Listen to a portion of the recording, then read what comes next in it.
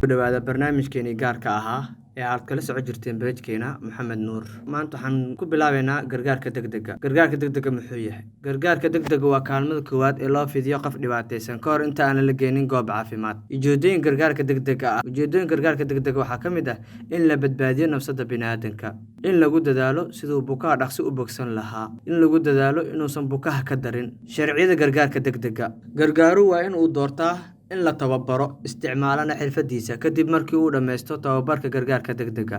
Si degan u fiiri xaaladda oo dhan. Gargaaru waa in uu doortaa 2 qofood si ay u joojiyaan dadka buuqsan haddii ay tahay goob shil baabuureed. Waxqabad degdeg ah ayaa loo baahan yahay markii la arko A. Neef qabatiin asphyxia, B.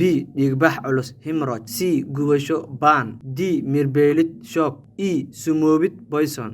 Mirbeelaha weligaa ha siin cunto iyo cabid. Dhaawac ha dhaqdhaqaajin in ay dani kugu qasabto mooyee. Haddii dhaawac la qaadayo, gargaaru waa inuu tusaa dadka kale sida dhaawac loo qaadi lahaa. Dhaawac waa in loo qaadaa goob caafimaad. Barnaamijkeeni maanta caafimaadka aan kaga hadlaynay qaybta koowaad meeshaas ayay noogu eg tahay. Waxaan kaa codsanayaa inaad sii share gareyso si ay ugu faa'iideystaan dadka jecel caafimaadka. Waad mahadsantihiin. Kusoo dhawaada page-keena mar kale iyo mar xiga.